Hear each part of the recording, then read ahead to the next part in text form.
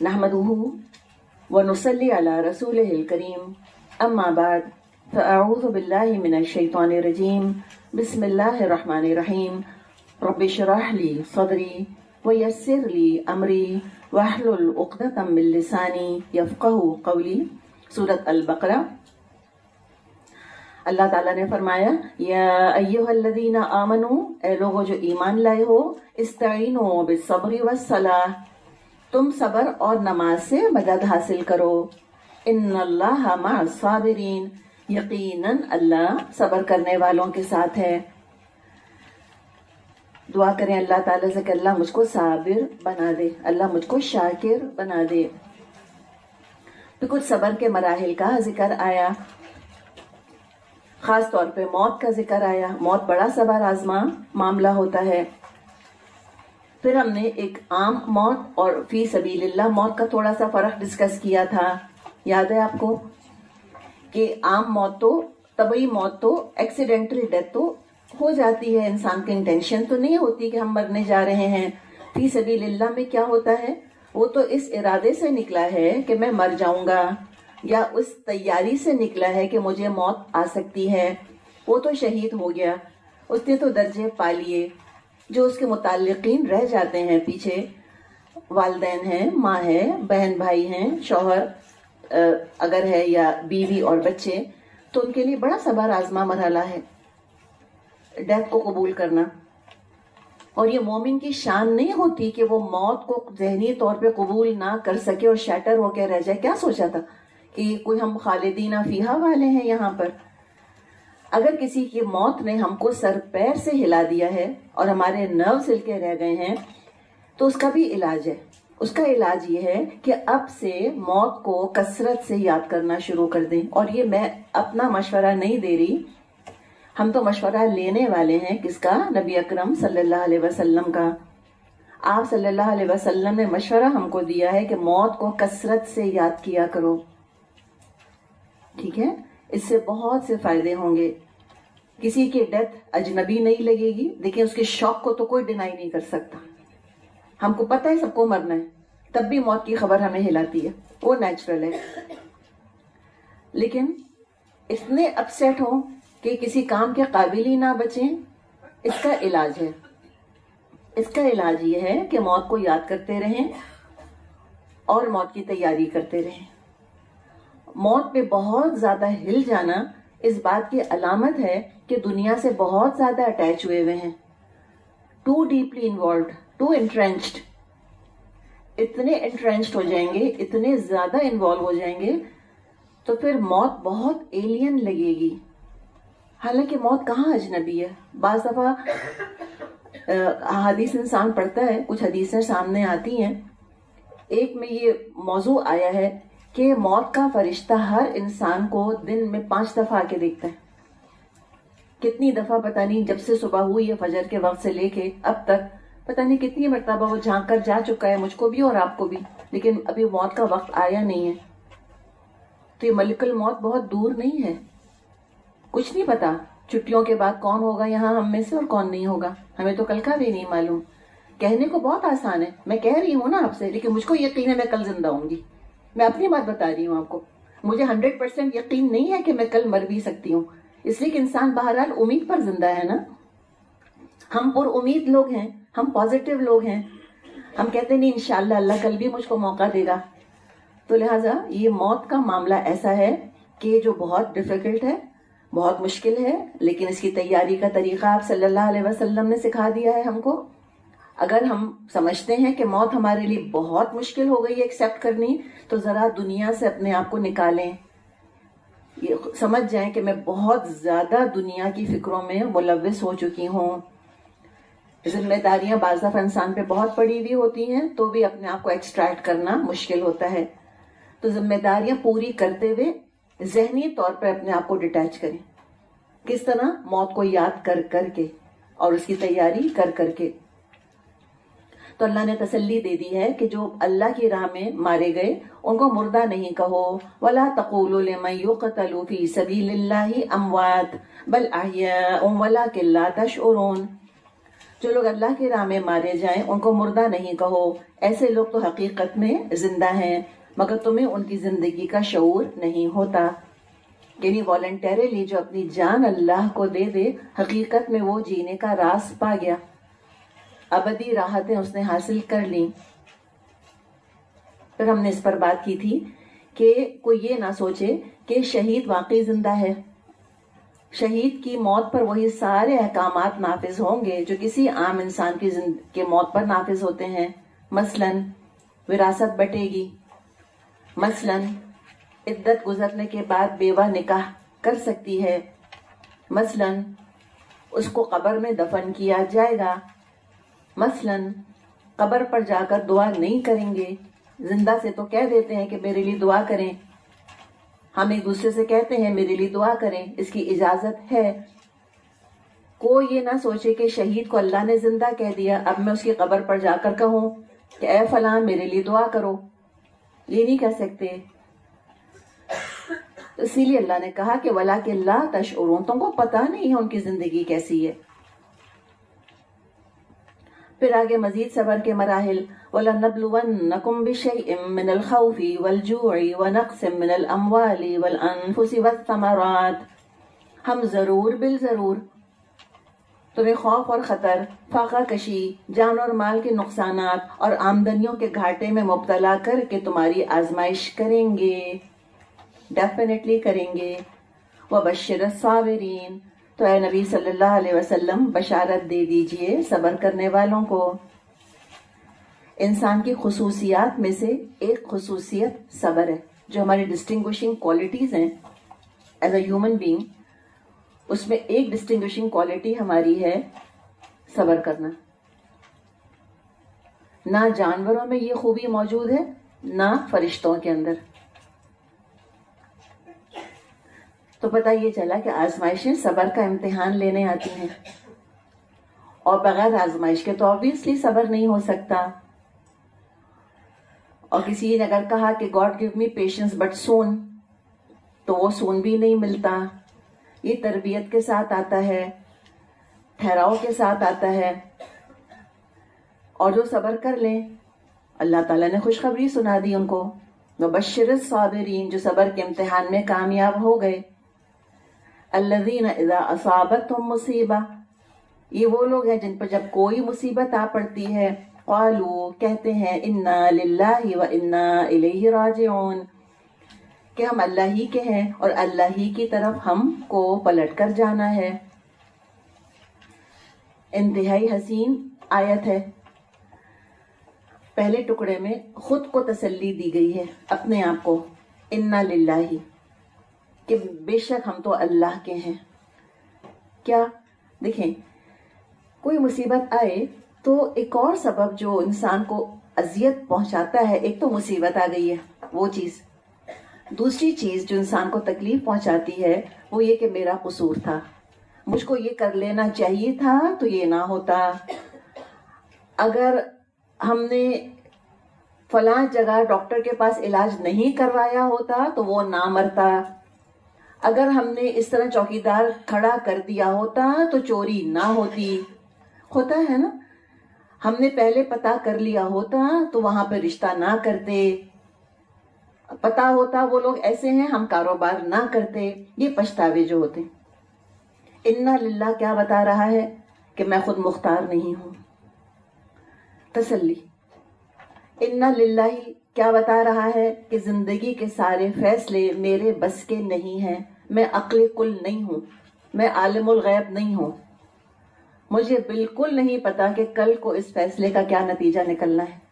اگر مستقبل ہم نے دیکھ لیا ہوتا ہمیں سب پتا ہوتا، وہ تو رسول نے کہا ہے، ہم پڑھیں گے آگے قرآن میں، نبی اکرم صلی اللہ علیہ وسلم سے کہلوایا گیا ہے کہ ان کو بتا دیجئے کہ میں غیب نہیں جانتا، اگر میں غیب جانتا ہوتا میں اپنے لیے بہت سارا خیر جمع کر لیتا، تو آپ کو تو نہیں پتا تھا تو ہمیں کہاں سے پتا چلے گا۔ پھر انسان کے اندر تسلی ہے اِنَّا لِلَّهِ میں کہ جو مشکل پہنچی ہے وہ تقدیر میں لکھی تھی، لیکن جب تک کوئی کام نہیں ہوا نا ہمارے بس میں ہے، ایک دفعہ ہو گیا، نتیجہ نکل آیا، تو یقین کریں کہ ہم کچھ بھی کرتے ہونا یہی تھا، ان دی اینڈ لکھا یہی تھا.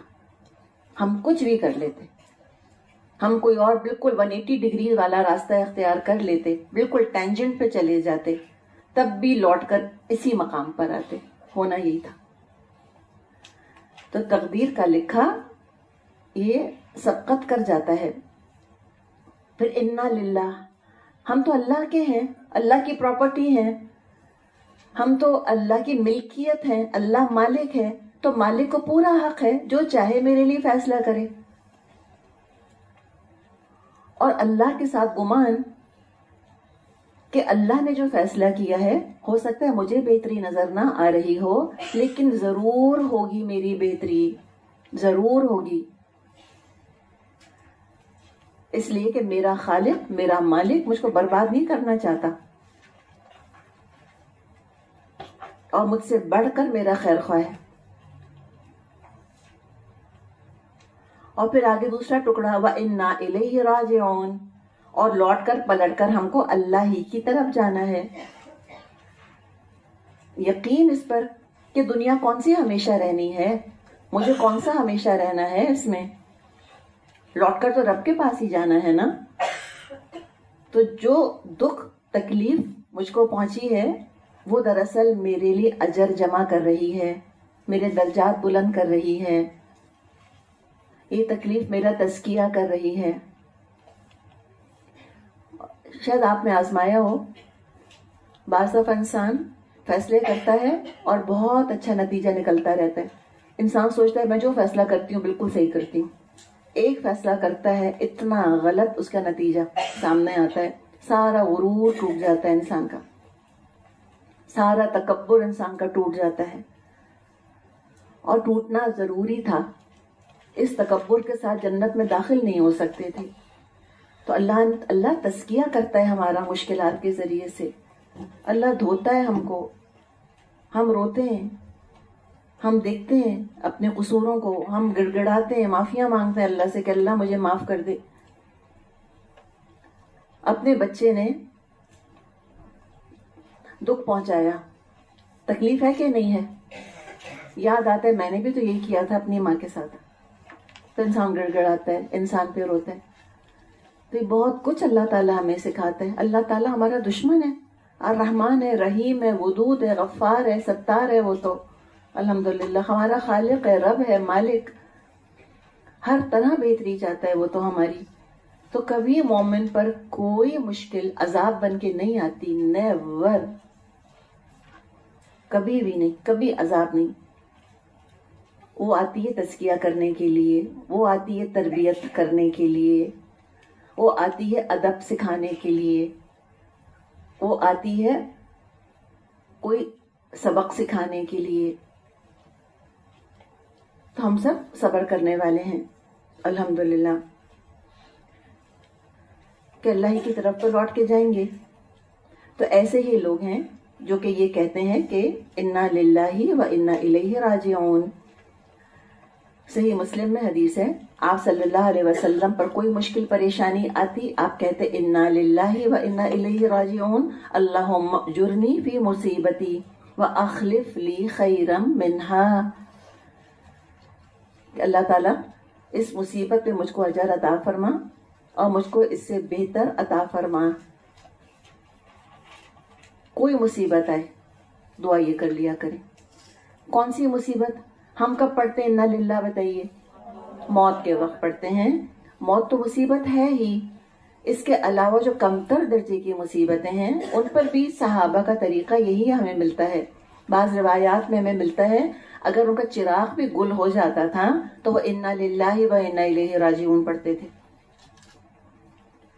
تو ہر چھوٹی بڑی مصیبت پر، کسی کی بیماری کا سنیں، ہمیں پتہ چلا کہ جی اچھا اب آپ کو پتہ چل گیا کہ ہر چھوٹی بڑی مشکل پہ انا للہ پڑھنا چاہیے. اب کسی نے آ کر کہا کہ وہ فلاں جو ہے نا بڑا بیمار اسپتال میں داخل ہے، آپ نے کہا انا للہ و انا الیہ راجعون، تو وہ کیا جواب دے گا آپ کو؟ آگے سے کہیں گے ابھی نہیں مرے. تو آپ کو حکمت سے کام کرنا ہے. فوراً علم کو اپلائی کرنے سے پہلے سوچ لیا کریں کہ اگلوں پر اس کا اثر کیا ہوگا. پھر وہ جا کے کیا کہیں گے کہ وہ پتہ تمہارے مرنے کی دعا کر رہی ہے. ہمارا معاشرہ ایسا ہی ہے نا. حقیقت ہے کہ کافی پروورژن ہے نا ہمارے معاشرے کے اندر. تو سوچ سمجھ کے بات کریں, ایک دم سے آواز بلند نعرہ نہ لگائیں. لیکن ہمیں یہ معلوم ہونا چاہیے کہ کوئی اگر خبر ایسی ہم تک پہنچتی ہے جو ہم کو ناگوار لگی تو ہم کہتے ہیں انا للہ و انا الیہ راجعون. لائٹ چلی جاتی ہے, ہاں بھی کہہ سکتے ہیں, ہاں بھی کہہ سکتے ہیں, کہتے ہیں انا للہ و انا الیہ راجعون. اور اس سے پہلے کہ ہم معاشرے میں اس بات کو عام کریں, پہلے علم دے دیں کہ بیماری ہو, کوئی ایکسیڈنٹ ہو, کوئی بھی چیز ہو نا, تو انا للہ و انا الیہ راجعون کہہ لیا کرو. پھر ہم کہنا شروع کریں ایجوکیشن کے ساتھ. تو ایسے ہی لوگ ہیں جن کے بارے میں فرمایا اولئک علیہم صلوات من ربہم ورحمہ واولئک هم المہتدون. ایسے ہی لوگ ہیں اولئک, یہ دیکھیں یہ ان کی بلندی درجات کی طرف اشارہ ہے. حالانکہ ایسے لوگ تو بالکل مدینے میں سامنے موجود تھے. ابو بکر موجود تھے, عمر موجود تھے, عثمان تھے, علی تھے, بلال تھے رضی اللہ عنہم. تو ہا اولائی نہیں کہا اللہ نے, اولئک کیا ہے, بلند درجے ہیں ان کے, کیا مقامات ہیں ان کے صبر کی وجہ سے. ان پر صلوات من ربہم ہیں. صلوات کے بارے میں علماء نے مختلف معنی بتائے ہیں. ایک مطلب یہ بھی علماء بتاتے ہیں صلوات کا کہ اللہ تعالیٰ فرشتوں کی محفل میں صبر کرنے والوں کا ذکر فخر کے ساتھ کرتا ہے. اللہ فخر کرتا ہے کہ میرا کیسا وہ صابر بندہ ہے. مجھے بتائیں, کوئی اور انسینٹیو نہ ہو صبر کرنے کا, یہی بس ایک کافی ہے کہ میرا نام لے کر اللہ تعالیٰ ذکر کرے فرشتوں کی مجلس میں کہ میری وہ بندی وہ صبر کر رہی ہے. اور رحمت کو دیکھیں, رحمتن تنوین آئی ہے, یعنی کئی رحمتیں, طرح طرح کی رحمتیں. ایک چیز پہ صبر کرو گے اللہ تم کو 100 لوٹائے گا. کر کے تو دیکھو. کبھی غصہ آ رہا ہو, آپ چپ رہ کے تو دیکھیں, رہ کے دیکھیں, آزما کے دیکھیں کہ وہ چند منٹوں کا صبر کتنا اجر لے کر آئے گا, کتنی اللہ کی رحمتیں لے کر آئے گا. کتنا شکر ادا کریں گے ہم کہ شکر ہے میں بول نہیں پڑی تھی اس وقت, شکر ہے میں چپ رہ گئی تھی. بعض دفعہ غلط فہمیوں پہ ہم بول پڑتے ہیں, بعد میں پتہ چلتا ہے کہ نہیں میں تو غلط سمجھی تھی, مس انڈرسٹینڈنگ تھی, میں نے جو بولا تھا غلط بولا تھا. اور پھر اس کو کریکٹ کرنا ایک عذاب ہے خود. ہم کہتے ہیں غلط فہمی تھی, شکر ہے میں بول نہیں پڑی, پتہ نہیں میں تو کیا کہنے والی تھی, اگر میں بول دیتی تو بات کتنی بگڑ جاتی. تو یاد ہے آپ کو ہم نے کل بھی بات کی تھی صبر پہ کہ صبر بعض دفعہ ان ایکشن کا بھی نام ہے. صبر کا مطلب یہ ہوتا ہے کچھ بھی نہیں کرنا, نہ بولنا, نہ ہلنا, نہ جلنا, یہ بھی صبر ہے, اس کی بھی ضرورت پڑتی ہے. اور صبر کرنا کوئی بے وقوفی کی علامت نہیں ہے. سامنے سے کوئی تانے دے رہا ہے, کوئی طنز کر رہا ہے, کوئی برا بھلا کہہ رہا ہے, انسان چپ چاپ سن رہا ہے, بے وقوف ہے کیا؟ نہیں, ٹھہراؤ ہے اس کے اندر. اور پھر دیکھیں جب معاشرے اسلامی مزاج سے دور ہو جاتے ہیں تو بے صبری خوبی بن جاتی ہے. پورے معاشرے میلو ڈرامیٹک ہو جاتے ہیں. جتنا زیادہ ڈرامہ ہوگا اتنا اچھا لگے گا. کسی کا شوہر مر گیا, صبر کر رہی ہے عورت, حال نہیں پڑ رہا اس کو, غش نہیں کھا رہی, چیخ چیخ کے رو نہیں رہی, واویلا نہیں کر رہی, ہائے میرا کیا ہوگا, ہائے میرے بچوں کا, ہائے میرا میاں. خاموش ہے, صبر کر رہی ہے, آنکھیں آنسو بہا رہی ہیں. مجھے بتائیں لوگ کیا کہیں گے؟ کہیں گے ہاں دیکھا تھا, لگتا تھا کوئی غمی نہیں ہے. یہ ہوں بھی بڑی گہری ہے. صحیح. اور اگر اس نے عدت پوری ہونے کے بعد نکاح کر لیا تو بتائیں, کہیں گے یاد ہے نا موت کے وقت کیا حال تھا اس کا, یاد ہے نا تم کو, بس اب آپ فل ان دا بلینک خود ہی کر لیں سارا, نعوذ باللہ. تو یہ ہمارے ہاں نا یہ مسئلہ بن گیا بہت بڑا. جو صبر کرتا ہے کہتے ہیں بے حس ہے, اور جو جتنا اوور ری ایکٹ کرتا ہے کہتے ہیں دیکھا کتنا سینسیٹیو ہے. تو پلیز اپنے آپ کو میں اور آپ یہ کمپلیمنٹ نہ دیں کہ اپنا تماشا بنانا, چھوٹی چھوٹی باتوں میں اوور ری ایکٹ کرنا, بات میں آپے سے باہر ہونا, یہ نہ معصومیت کی دلیل ہے, نہ سویٹ ہونے کی دلیل ہے, اور نہ یہ حساس ہونے کی دلیل ہے، یہ صرف بے صبری پن کی دلیلیں ہیں، بے صبرا پن ہے. تو اپنی ریئیکشنز کو کنٹرول کریں، تھامیں اپنے آپ کو. تو اللہ تعالیٰ کی طرف سے بہت رحمتیں آئیں گی. اور فرمایا وَأُولَئِكَ هُمُ الْمُهْتَدُونَ، اور وہی تو ہدایت پانے والے ہیں، یہی ہدایت پر ہیں. اب جب اتنا ذکر، اچھا دیکھیں یہتدون نہیں کہا، یہاں پر محتدون کہا اور الوی لگا دیا. ایک رول یاد رکھ لیں کہ اسم اور فعل دو ہیں نا، دو ہم نے پارٹس آف اسپیچ پڑھے ہیں، اسم اور فعل. فعل ٹیمپرری ہوتا ہے، کو جب ایکشن ہو رہا ہے اس کے بعد وہ ایکشن ختم ہو گیا، رائٹ؟ ٹھیک ہے نا. مثال کے طور پہ ہم کسی کے بارے میں کہتے ہیں کہ شی از لکنگ بیوٹیفل، ابھی خوبصورت لگ رہی ہے، مطلب کیا؟ ہمیشہ نہیں لگتی. اور ہم کسی کے بارے میں کہتے ہیں شی از بیوٹیفل، وہ ہے ہی خوبصورت. تو فرق ہے نا دونوں کے اندر. اسی طرح یہتدون کہ ابھی تو ہے ہدایت پر، کل کا نہیں پتا. محتدون اسم ہے، اس میں پرماننس ہوتا ہے. اسم کے اندر اسم زیادہ پرماننٹ ہوتا ہے فعل کے مقابلے میں. تو کہا کہ یہ تو ہیں ہی ہدایت پر، آج بھی ہیں اور کل بھی رہیں گے. اللہ نے گارنٹی دے دی ہے، کس صفت کی وجہ سے؟ صبر کی وجہ سے، کہ چونکہ ان کا کردار ایسا ڈیولپ ہو گیا ہے. اب آگے جو اللہ تعالیٰ نے وعدے اپنے اس آیت میں کیے ہیں، اب آگے اللہ تعالیٰ ہمیں لیونگ اگزامپل دے رہا ہے. صابرین کی یاد دلائی جا رہی ہے. ایک صابر نہیں، پورا خاندان، کہ انہوں نے صبر کیا اور دیکھو ذرا ان کا اجر اور دیکھو ذرا ان کا مقام. جیسے کہ حدیث میں آتا ہے کہ ان النصر مع الصبر، اللہ کی مدد صبر کے ساتھ آتی ہے، بے صبروں کے ساتھ نہیں آتی. چند صبر کرنے والے کتنوں پر بھاری پڑ گئے. ایک خاندان صبر کرنے والا اپنے ذاتی طور پہ تو کیا اجر لے گیا اپنے لیے اس مختصر زندگی میں، وہ تو لے گیا، اور رہتی دنیا تک کے لیے صدقہ جاریہ بنا گیا، اور رہتی دنیا تک کے لوگوں کو صبر کا سبق سکھا گیا کہ دیکھو صبر کے فائدے، دیکھو صبر کے ساتھ عزت. بے صبر انسان کی کبھی عزت نہیں ہوتی.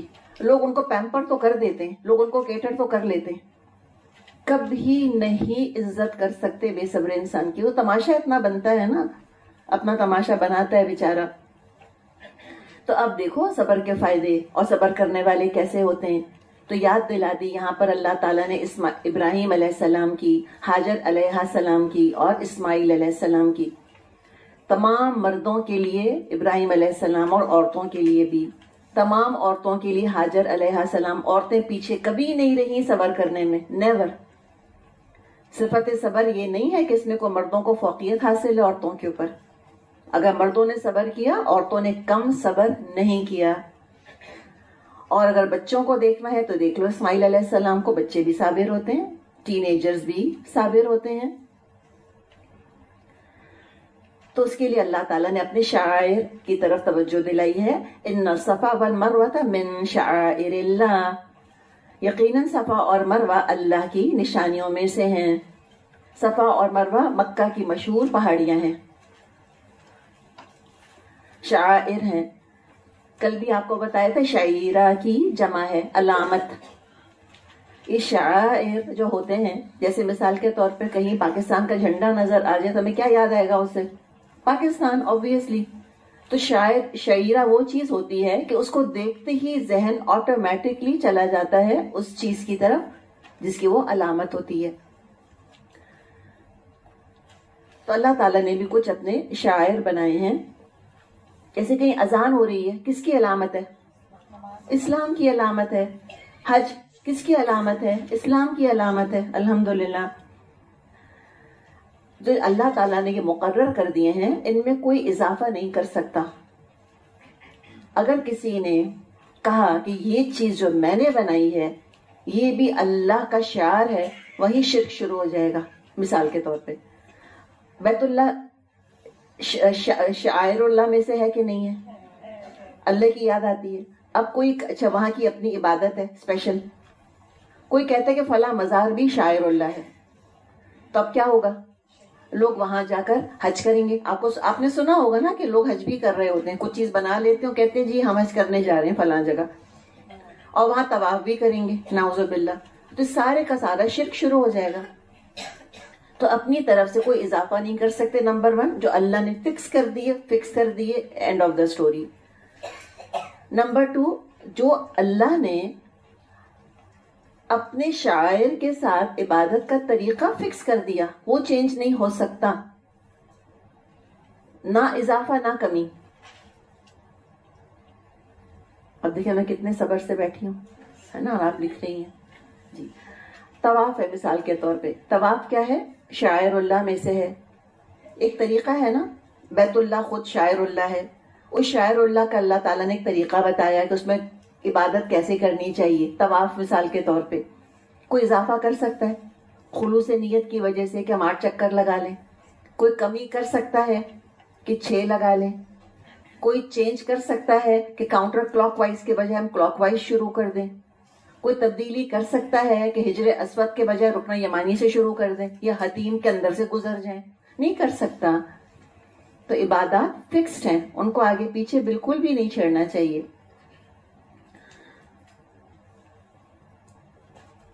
تو فرمایا پھر آگے کہ دیکھو یہ صفا اور مروہ ہیں, اور اگر ہم پھر اس کو اگر ہم جوڑتے ہیں ابراہیم علیہ السلام اور ہاجر اور اسماعیل علیہ السلام سے, تو انہوں نے کون کون سی مشکلات پہ صبر نہیں کیا. خوف کم. سوچیں جب اسماعیل علیہ السلام کے ذبح کا خواب دیکھا تھا ابراہیم علیہ السلام نے, آپ اس خوف کو امیجن کر سکتی ہیں؟ میں تو نہیں کر سکتی. آخر حاجر علیہ السلام سے بھی کہا ہوگا نا کہ کیوں لے کے جا رہا ہوں اس کو. سوچیں وہ ماں جس اس بلڈرنس میں اپنے بچے کو پالا تھا. سوچیں ابراہیم علیہ السلام کا دل, چھری خریدی ہوگی نا جا کر, کس کو ذبح کرنے کے لیے؟ بیٹے کو. اسماعیل علیہ السلام کو ڈر لگا ہوگا یا نہیں؟ 12 یا 13 سال ان کی عمر آتی ہے. سوچیں ذرا کتنا خوف, اور خوف تو کتنا, آگ میں جب پھینکے جا رہے ہوں گے کیا خیال ہے ہمارا, کو ڈر لگا ہوگا یا نہیں؟ تو بہادری کس کو کہتے ہیں؟ بہادری کا مطلب یہ تھوڑی ہے کہ ڈر نہ لگے. بہادری کا مطلب ہوتا ہے کہ ڈر لگے پھر بھی انسان وہ کام کرے جو اس کو کرنا ہے. کتنی بھوک اٹھائی ہم نے, وہ پریزنٹیشن دیکھی تھی, کہاں سے کہاں تک سفر کیا تھا انہوں نے. تو بھوکے بھی تو رہے ہوں گے نا. کون سی جگہ جگہ کوئی وہاں پہ کوئی ہوٹل بنے تھے, فوڈ پینڈا سے آرڈر کر رہے تھے کھڑے ہوئے, نعوذ باللہ. کچھ بھی تو نہیں. کتنی بھوک اٹھائی ہوگی اللہ ہی بہتر جانتا ہے. اتنے ہائی کلاس تھے, کتنی غربت اٹھائی, کتنی تنگ دستی اٹھائی, کیسا فقر اٹھایا, کیسے ہجرتیں کریں, کیسی آزمائشوں سے گزرے اور کیسے صابر رہے. تو اللہ تعالیٰ نے رہتی دنیا تک ان کے مبارک طریقے, ان کی مبارک یاد کو پرزرو کر دیا. لٹرلی چند سالوں کا صبر, لٹرلی 25, 30, 50, 100 سال کا صبر میکسیمم. 45 صدیاں گزر گئی ہیں, آلموسٹ 45 سینچریز ہیو پاسڈ. اب تک ان کی یاد زندہ ہے, اور پتہ نہیں آگے کب تک اللہ اس کی یاد کو چلتا رہنے دے گا. تو ان کا اجر اور ان کا ذکر دونوں موجود ہے. اتنا قدردان ہے اللہ, اتنا قدردان. کسی نے کہا ہے نا کہ اللہ کے لیے بے قدر ہو کے تو دیکھ, انمول نہ کر دے تو کہنا. حقیقت ہے, ہم صبر کر کے تو دیکھیں, خاص طور پہ دین کے معاملے میں. تو فرمایا فمن حج البیت او اعتمر فلا جناح علیہ ان یطوف بہما ومن تطوع خیرا فإن اللہ شاکر علیم. لہذا جو شخص بیت اللہ کا حج یا عمرہ کرے اس کے لیے کوئی گناہ کی بات نہیں کہ وہ ان دونوں پہاڑیوں کے درمیان سعی کر لے. اور جو برضا رغبت کوئی بھلائی کا کام کرے گا اللہ کو اس کا علم ہے اور وہ اس کی قدر کرنے والا ہے. مسند احمد میں حدیث ہے, آپ صلی اللہ علیہ وسلم نے فرمایا اسعوا, سعی کرو, ان اللہ کتب علیکم السعی, اللہ نے تم پر سعی کو فرض کر دیا ہے. اب یہ سعی کیا ہے؟ یہ صفا اور مروہ کے درمیان چکر لگانا ہے. راؤنڈ ٹرپ کی بات نہیں ہے. صفا سے مروہ 1, مروہ سے صفا 2, صفا سے مروہ ایک، پھر اسی طرح دو. تو شروع کرتے ہیں صفا سے، ختم کرتے ہیں مروہ کے اوپر. بعض لوگوں کو پتہ نہیں ہوتا، وہ سمجھتے کہ راؤنڈ ٹرپ کو ایک چکر کہتے ہیں. تو یہ غلطی نہ کیجیے گا. 7 کا مطلب ہے ون وے. ون وے آئے تو ایک ہو گیا، دوبارہ گئے صفا تک تو دوسرا ہو گیا. تو اس کو صحیح کہا جاتا ہے ان 7 چکروں کو. اور یہ صحیح لفظ قرآن میں نہیں ہے. قرآن میں کیا لفظ آیا ہے؟ طواف. طواف لفظ آیا ہے قرآن میں. اور صحیح کا لفظ ہم کیوں استعمال کرتے ہیں؟ یہ آپ صلی اللہ علیہ وسلم نے استعمال کیا تھا. اور یہی 2 پہاڑ ہیں جن کے درمیان حاجر علیہ السلام دوڑی تھیں پانی کی تلاش میں، جب ننھے اسماعیل بھوک سے پیاس سے بے قرار ہو کر رونے لگ گئے تھے. اس لیے کہ اللہ تعالیٰ نے حکم دے دیا تھا ابراہیم علیہ السلام کو کہ تم ان کو جا کے مکے میں چھوڑ آؤ. تو وہ لے کر چلے ان کو. جب وہ وہاں پہنچے تو تھوڑا سا پانی، کچھ توشہ کھانا، کھجوریں وغیرہ چھوڑی اور پلٹ کر جانے لگے. تو حاجر علیہ السلام دوڑی ان کے پیچھے کہ آپ ہمیں کیوں چھوڑ کے جا رہے ہیں، کس کے حوالے کر کے جا رہے ہیں؟ تو کوئی جواب نہیں دی اللہ کے بندے نے پلٹ کے. پھر خود حاجر نے پوچھا کیا اللہ نے آپ کو حکم دیا کہ ہمیں یہاں چھوڑیں؟ تو بس سر ہلا دیا. تو اس پہ کہا حاجر علیہ السلام نے کہ ٹھیک ہے آپ جائیے، اللہ کے حکم پہ آپ نے یہ کام کیا ہے، اللہ ہمیں کبھی برباد نہیں ہونے دے گا. عورت کا صبر تو دیکھیں. تو کبھی اپنے آپ انڈر ایسٹیمیٹ مت کیا کریں. کبھی مت سوچے کہ I'm just a woman. یہ جسٹ کیا ہوتا ہے؟ جسٹ اے وومن کیا ہوتا ہے؟ عورت ہونا کوئی آنر ہے. اگر آپشن بھی کوئی دے، میں تو کبھی مرد بننا نہ پسند کروں اپنے لیے. اس لیے کہ اتنا اللہ نے عورت کو عزت کا مقام دیا ہے، اتنی اللہ تعالیٰ نے اس کی ویلیو ہے جو بتائی ہے. کیسے مردوں کو ہدایتیں دی گئی ہیں بھی آگے پڑھ لیں گے ہم. کیسے نرش کرنا ہے، کیسے چیرش کرنا ہے. سنت دیکھ لیں ذرا. کیا آپ صلی اللہ علیہ وسلم اپنے گھر کی خواتین کی عزت کیا کرتے تھے، کیسے آپ نے ان کو نرچر کیا ہے. ہمیں داڑھی کا سنت ہونا تو یاد ہے، عورتوں سے حسن سلوک کا سنت ہونا یاد دلانے کی اور یاد رکھنے کی ضرورت ہے. تو چونکہ پھر جب ان کو وہاں چھوڑ دیا، ابراہیم علیہ السلام چلے گئے، پھر پانی جو تھا obviously ختم ہو گیا. اب وہ دودھ پلا رہی تھی بچے کو، دودھ ان کا سوکھ گیا. جب خود نہیں کھائیں گے دودھ کہاں سے آئے گا بچے کے لیے؟ تو پھر صفا مروہ میں وہ دوڑی. ایک دفعہ صفا پہ کھڑے ہو کے دیکھتی تھی، کچھ پانی نظر آئے. پھر نشیب تھا بیچ میں. صفا مروہ اب تو اسٹریٹ ہے نا بالکل، لیکن اس میں ڈپ تھا. ڈپ میں جب چلی، ایک جگہ ڈپ پر چلی جاتی تھی تو اسماعیل نظر نہیں آتے تھے. تو پھر دوڑتی تھی وہاں جہاں آج مرد دوڑتے ہیں. پھر وہ جا کے مروہ پہ کھڑی ہوتی تھی، پھر دیکھتی تھی اسماعیل ٹھیک ہے، کہیں پانی نظر آ رہا ہے. اس طرح 7 دفعہ دوڑی. پھر ایک دم ان کو کچھ آواز آئی. جبریل علیہ السلام نے، کہا جاتا ہے یا تو اپنا پر یا ایڑی زمین پر ماری، جس سے کہ زمزم ابل پڑا. تو یہ اس کی یاد ہے. کون دوڑا تھا؟ ابراہیم کے حاجر؟ عورت کے مرد؟ عورت دوڑی تھی. اس عورت کے نقش قدم کی پیروی اچھے بڑے بڑے مرد کر رہے ہوتے ہیں. انبیاء نے پیروی کی ہے. ہم کہتے ہیں عورت کی عزت نہیں ہے.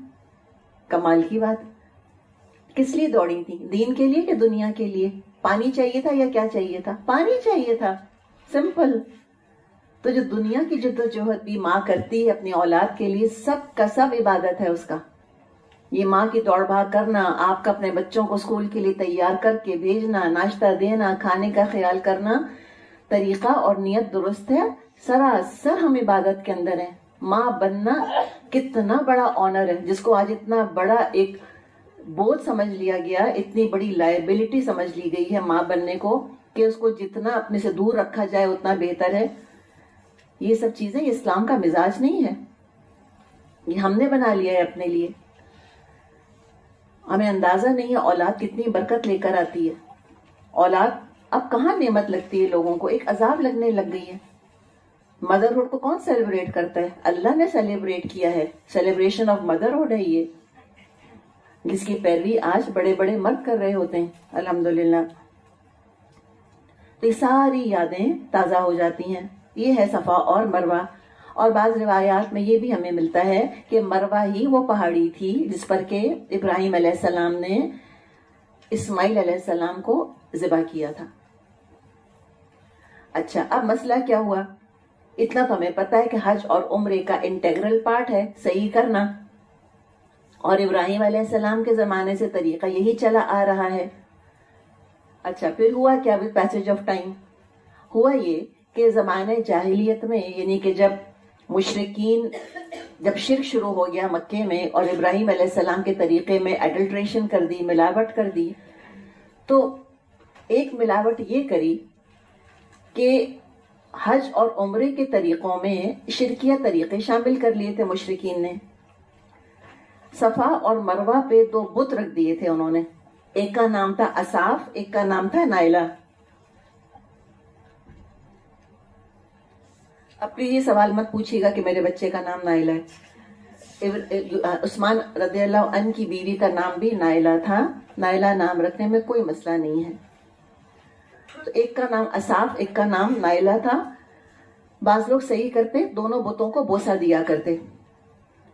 انس بن مالک رضی اللہ عنہ فرماتے ہیں ہم صفا اور مروہ کی سعی کو جاہلیت کا کام سمجھا کرتے تھے کہ یہ اسلام کا طریقہ نہیں ہو سکتا، یہ ابراہیم علیہ السلام کا طریقہ نہیں ہے، یہ مشرکوں نے ایڈ کر لیا ہے. اور کیا ہوتا، بعض مشرکین صفا اور مروہ کی سعی کرتے ہی نہیں تھے. کون کرتا تھا صفا مروہ کی سعی؟ جو اصاف اور نائلہ کو پوجتا تھا وہ کرتا تھا. اور جو اصاف اور نائلہ کو نہیں پوجتے تھے وہ سعی کرتے ہی نہیں تھے، بلکہ ان کا ایک اور بت تھا منات. ایک اور بت تھا منات.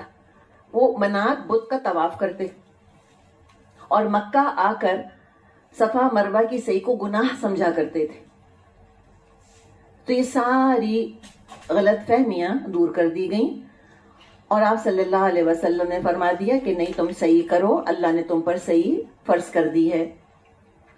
تو سعی کرنی ہے. اور یطوفا کے اندر آ رہا ہے کہ ملٹیپل ٹائمز، یعنی کہ 7 چکر یعنی لگتے ہیں نا. اور پھر فرمایا وَمَن تَطَوَّعَ خَيْرًا، اور جو زیادہ خوشی سے کوئی نیکی کرے یعنی فرض عبادت سے فارغ ہو کر نفلی عبادات کرے، فَإِنَّ اللَّهَ شَاكِرٌ عَلِيمٌ، تو اللہ تو قدردان ہے، اللہ علم والا ہے. اور یہ ساری نشانیاں صفا اور مروہ اور ابراہیم علیہ السلام کی تاریخ کے بارے میں جو بھی حقائق ہیں وہ سب اہل علم کے پاس موجود تھے، کتابوں میں تھا، سب کچھ لکھا ہوا تھا. یہود کے علماء سب جانتے تھے اور عیسائی علماء بھی جانتے تھے. لیکن ہم جانتے کہ انہوں نے کتمان حق کیا، حق چھپایا انہوں نے. کتمان حق بھی ایک ٹرم ہے، یہ آپ کو کتابوں میں ملے گی. آپ کو یہ یکتمونہ سے ہی نکلا یہ لفظ کتمان حق. حق کو چھپا جانا بہت بڑا گناہ ہے. اب ان کا ذکر کیا، فرمایا ان الذين يكتمون ما انزلنا من البينات والهدى من بعد ما بيناه للناس في الكتاب اولئك يلعنهم الله ويلعنهم اللاعنون. جو لوگ ہماری نازل کی ہوئی روشن تعلیمات اور ہدایات کو چھپاتے ہیں، حالانکہ ہم انہیں سب انسانوں کی رہنمائی کے لیے اپنی کتاب میں بیان کر چکے ہیں، یقین جانو اللہ بھی ان پر لعنت کرتا ہے اور تمام لعنت کرنے والے بھی ان پر لعنت بھیجتے ہیں. یہ لعنت کیا ہے؟ اللہ کی رحمت سے دوری، کہ دنیا میں ہدایت نہیں دے گا اللہ، آخرت میں مغفرت نہیں کرے گا، اللہ جنت نہیں دے گا. تو یہ علماء کا فرض ہے کہ علم کو عوام تک پہنچائیں. علماء حق ہیں، علماء حق یہ کام کرتے ہیں. مگر تعصب یا کوئی ذاتی مفاد ہوتا ہے تو اس کی وجہ سے وہ چھپا جاتے ہیں حق کو. تو کتنے لوگ فتنے میں پڑ جاتے ہیں. علماء یہود نے 2 کام کیے. جو ان کے علماء سو تھے، جو ان کے برائی کے علماء تھے، 2 کام کیے. نمبر 1، ساری انہوں نے نشانیاں چھپائیں، نمبر 1. نمبر 2، وہ جو اللہ نے ان سے کہا تھا نا، پہلے پارے میں ہم نے پڑھا تھا کہ بولا تلبسوا الحق بالباطل، کہ تم حق اور باطل کو گڑبڑ نہیں کرو، آپس میں کنفیوز نہیں کرو. یہ ایک اور کام کیا، نشانیوں کو آپس میں گڑبڑ کر دیا. مروہ کے بجائے موریا نام کی کوئی جگہ بنا دی انہوں نے کہیں، کہ لوگ اس میں کنفیوز ہو جائیں کہ یہ مروہ جس پہ کہ ابراہیم علیہ السلام نے ذبح کیا تھا اسماعیل علیہ السلام کو، اس کا تعلق مکے سے کاٹ دیں، فلسطین سے جوڑ دیں لے جا کر. تو وہاں کوئی جگہ بنا دی ہے موریا نام کی. انہوں نے اس طرح کی بہت گڑبڑیں کری ہیں اور سارے کا سارا علم انہوں نے چھپایا، جس کی وجہ سے اتنا کنفیوژن جو ہے وہ کریٹ ہوا آپ صلی اللہ علیہ وسلم کی آمد پر. اگر علماء بنی اسرائیل نے اپنا کام کیا ہوتا تو لوگ پریپیئر ہوتے ہیں آپ صلی اللہ علیہ وسلم کو قبول کرنے کے لیے. اس کے ساتھ ہی جو بات ہمیں پتہ چل رہی ہے وہ بات یہ ہے کہ جس کے پاس علم ہو اور وہ صرف اپنی ذاتی غرض کی وجہ سے چھپا جائے کہ میری پوزیشن، میرا پاور کم ہو رہا ہے، تو اس نے بہت بڑا گناہ کیا. ترمذی میں حدیث ہے، آپ صلی اللہ علیہ وسلم نے فرمایا من سئل عن علم، جس سے علم کے بارے میں سوال کیا گیا، من سئل عن علم علمہ، اس سے علم کے بارے میں سوال کیا گیا جس کو وہ جانتا ہے، ثم کتمہ، پھر وہ چھپا گیا اس کو، الجم یوم القیامت بلجام من نار، قیامت کے دن اس کو آگ کی لگام پہنائی جائے گی. تو یہ بڑی سخت آیت ہے، لیکن اللہ تعالیٰ نے ساتھ میں، جیسے کہ اللہ جب کوئی مرض بتاتا ہے، کسی کمزوری کا اللہ تعالیٰ اظہار فرماتا ہے جو لوگوں میں ہے، تو ساتھ ساتھ علاج بھی اللہ تعالیٰ بتا دیتا ہے. تو اگر یہ کمزوری ہے تو دروازہ بند تو نہیں ہو گیا نا، کوئی ہمیشہ کی جو ہے وہ ڈیمیشن تو نہیں ہے. ہاں واپسی کا ہے راستہ، کیا کرو، الا الذین تابوا واصلحوا وبینوا فاولئک اتوب علیہم وانا التواب الرحیم. البتہ جو اس روش سے باز آ جائیں، اپنے طرز عمل کی اصلاح کر لیں اور جو کچھ چھپاتے تھے اس کو بیان کرنے لگیں، ان کو میں معاف کر دوں گا اور میں بڑا درگزر کرنے والا اور رحم فرمانے والا ہوں. تو ڈیمیج کنٹرول بتایا، کیا کریں، توبہ کریں، اور توبہ کر کے رو کے بیٹھ نہیں جائیں، اصلاح کریں، جو حقائق چھپائے تھے کھول کے بیان کریں، اپنے عمل کو ٹھیک کریں، لوگوں کی اصلاح کریں. تو توبہ میں ہم کو پتا چل گیا کہ توبہ کے ساتھ اصلاح آٹومیٹک ہے، اور اللہ تعالیٰ تواب ہے، وہ گناہ کا وبال دور کر دے گا. اللہ رحیم ہے، خیر سے نوازے گا. تو یہ توبہ کا ذکر آیا، اور پہلے بھی ہم نے توبہ کا ذکر پڑھا تھا. تو مقبول توبہ ہمیں کیسے پتا چلے کہ میری توبہ قبول ہو گئی، ہے نا؟ یہ بھی سوال آتا ہے، استغفر اللہ کیا، کیسے پتا چلا کہ قبول ہے یا نہیں ہے؟ تو اس کے لیے علماء کچھ شرائط بتاتے ہیں. نمبر 1، خالص اللہ کی رضا کے لیے. پھر نمبر 2، گناہ پر شرمندگی ہونی چاہیے، سینس آف شیم ہونا چاہیے. اور یہ اصل روح ہے توبہ کی، کہ دوبارہ موقع ملے تو میں یہ کام نہ کروں. شرمندہ ہو گئے. نمبر 3، اس کام کو چھوڑ دے. پھر اگر غیبت پہ شرمندہ ہیں تو غیبت چھوڑ دیں پھر. اور توبہ کا دروازہ بند ہونے سے پہلے توبہ کر لیں. توبہ کا دروازہ بند ہونے سے پہلے توبہ کریں. ابھی توبہ کا دروازہ کب بند ہوگا؟ نمبر 1، انسان کی موت کے ساتھ، جب موت کے آثار شروع ہو جائیں پھر توبہ قبول نہیں ہوتی. نمبر 2، سورج کا مغرب سے طلوع ہونے سے پہلے. قیامت کی نشانیوں میں سے ایک نشانی ہے کہ سورج مغرب سے طلوع ہوگا. آپ صلی اللہ علیہ وسلم نے فرمایا ہے، اور مسند احمد میں یہ حدیث ہے، کہ توبہ نہیں بند ہوگی، توبہ کا دروازہ نہیں بند ہوگا یہاں تک کہ سورج مغرب سے نکل آئے. یعنی اپنی آنکھوں سے جب لوگ اتنی بڑی نشانی دیکھ لیں گے، اس کے بعد پتا چلا کہ بہت سے لوگ کفر چھوڑنا چاہیں گے لیکن اللہ ان کی توبہ قبول نہیں کرے گا.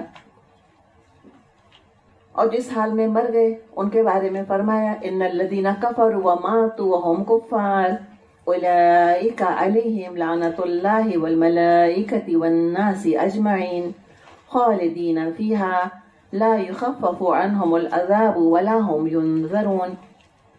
جن لوگوں نے کفر کا رویہ اختیار کیا اور کفر کی حالت میں جان دی، ان پر اللہ اور فرشتوں اور تمام انسانوں کی لعنت ہے. اسی لعنت زدگی کی حالت میں وہ ہمیشہ رہیں گے، نہ ان کی سزا میں کمی ہوگی اور نہ انہیں پھر کوئی دوسری مہلت دی جائے گی. کفر یعنی توبہ نہیں کری، اصلاح نہیں کری، تو اللہ کی رحمت سے دوری ہے. کس کس کی لعنت ہے؟ اللہ کی. اللہ کی لعنت کے بارے میں ابھی ہم نے بات کی. جو تو مر ہی گئے، تو مرنے کے بعد کیا ہے کہ نہ اللہ تعالیٰ قیامت کے دن ان پر رحم کرے گا، نہ اللہ ان کو جنت میں داخل کرے گا. یہ ہے دراصل لعنت. اور فرشتوں کی لعنت کیا ہے؟ فرشتوں کے بارے میں ہم جانتے ہیں کہ فرشتے مومنوں کے لیے دعائے مغفرت کرتے ہیں، ان کے لیے خیر کی دعا کرتے ہیں. تو فرشتے کوئی دعائے رحمت نہیں کریں گے کافروں کے لیے، بلکہ موت کے وقت تو بہت سختی کا معاملہ کریں گے ان کے ساتھ، اور قبر میں اور جہنم میں خوب عذاب دیں گے ان کو. یہ ہے فرشتوں کی طرف سے لعنت. اور مومن تو اس شخص کے لیے دعائے مغفرت کر ہی نہیں سکتا جو کفر کی حالت میں مر گیا. ہم آگے پڑھ لیں گے، قرآن میں اللہ نے روک دیا ہے کہ مومن کافر کے لیے، مشرک کے لیے استغفار نہیں کر سکتا اس کے مرنے کے بعد. اور الناس اجمعین کا ذکر ہے کہ تمام انسانوں کی لعنت ہے اس کے اوپر. چلے مومن کا تو سمجھ آ گیا ہم کو کہ مومن اس کے لیے دعائے مغفرت نہیں کرے گا. جو جہنم کا نقشہ اللہ تعالیٰ نے قرآن میں کھینچا ہے، اس میں جو جہنمی ایک دوسرے سے لڑیں گے، اور جو ایک دوسرے کو برا بھلا کہیں گے، اور جو لعنت ملامت کریں گے ایک دوسرے کے اوپر، اللہ ہمیں اپنی پناہ میں رکھے. تو الناس اجمعین، وہ کہے گا تم نے گمراہ کر دیا، وہ کہے گا تم نے گمراہ کر دیا، وہ کہے گا تم ویسے، وہ کہے گا تم ایسے. خوب خوب لڑیں گے. آج ہم دنیا میں ڈرتے اسی چیز سے ہیں نا کہ لڑائی نہ ہو جائے گھر کے اندر دین کی بات کرنے سے. تو اگر دنیا میں دین کی بات نہیں کریں گے اور نعوذ باللہ سارے کے سارے گمراہ ہو جائیں گے، پھر تو آرام سے جہنم میں پڑھ کے سب لڑتے رہیں گے. آرام سے مطلب آرام نہیں، مراد فرصت ہوگی بہت، سوائے لڑائی کے ہے کیا وہاں پر. جس گھر میں لڑائی جھگڑا بہت ہوتا ہے، ہم کہتے ہیں نا جہنم کا نقشہ ہے. گھر کیا ہے؟ جہنم ہے. کیوں کہتے ہیں یہ؟ اس لیے کہ جہنم میں ہے ہی لڑائیاں ساری، اس کے علاوہ ہے کیا وہاں پر؟ بلیم گیم ہے کانسٹنٹلی. تو فرمایا کہ کوئی عذاب میں کمی تو ہوگی نہیں اور نہ مہلت دی جائے گی. اس کا مطلب ہے جہنم میں نہیں ہوگی. آج ہے موقع کہ عذاب دور کر لیں اپنے آپ سے. آج اللہ نے دی بھی ہے مہلت، فائدہ اٹھا لیں مہلت سے. وَإِلَٰهُكُمْ إِلَٰهٌ وَاحِدٌ، اور تمہارا معبود ایک ہی معبود ہے. لا الہ الا هو الرحمن الرحیم، اس رحمان اور رحیم کے سوا کوئی اور معبود نہیں. پھر سب کو توحید کا سبق پڑھا دیا. اپنی ذات میں رحمان ہے اور اپنے افعال کے اندر رحیم ہے. اور اب آگے جو رکوع آ رہا ہے اس میں اسی کی رحمت کی جھلکیاں ہیں جو ہم کو دکھائی جا رہی ہیں.